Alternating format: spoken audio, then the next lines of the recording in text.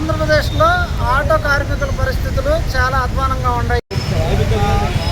నా పేరు కుమ్మల శ్రీనివాసరావు.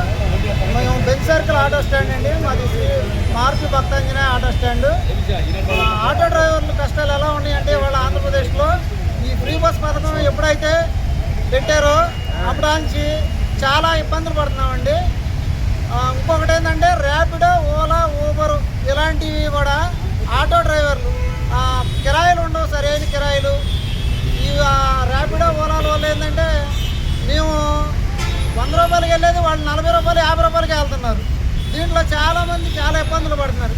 అది ర్యాపిడో వ్యవస్థ, దాని ఆన్లైన్ వ్యవస్థ తెలిసిన వాళ్ళ మట్టుకే ఉపయోగం ఉండదు. మిగతా వాళ్ళకి తెలియని వాళ్ళ పరిస్థితి ఏంటి? వాళ్ళకి అన్యాయం జరుగుతుంది.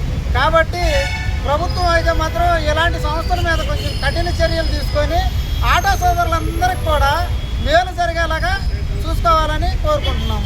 ఇంకొక విషయం ఏంటంటే ఆటో కార్మిక సంక్షేమం అనేది కూడా ప్రభుత్వం వారి దృష్టికి తీసుకొని ఈ కార్మిక సంక్షేమానికి ఒక బోర్డు అనేది, ఒక జీవో అనేది కొత్తగా పాస్ చేసి ఈ ఆటో కార్మికులందరికీ కూడా మంచి జరిగే విధంగా మంచి చర్యలు తీసుకోవాలి. ఎందుకంటే మాకు పిల్లలు చదువుకుంటున్నారు, ఇంటద్దులు ఇలాంటి ఖర్చులు చాలా ఉన్నాయండి. ఇది కూడా ప్రభుత్వం వారు గమనిస్తారని కోరుకుంటున్నాం.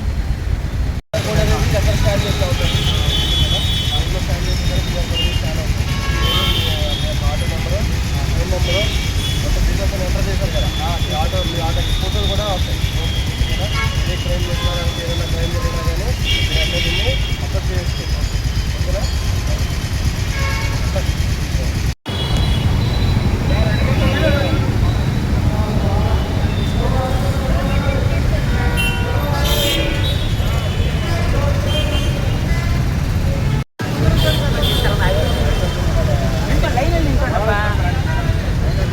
ఆటో యూనియన్ వాళ్ళందరితో కూడా పిలిచి మాట్లాడడం జరిగింది.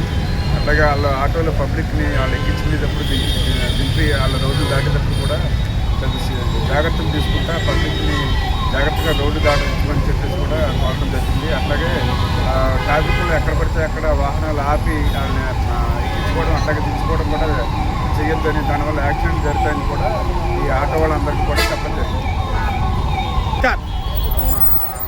రాజశేఖర బాబు గారు అట్లాగే ట్రాఫిక్ డీసీ సరిగ్గా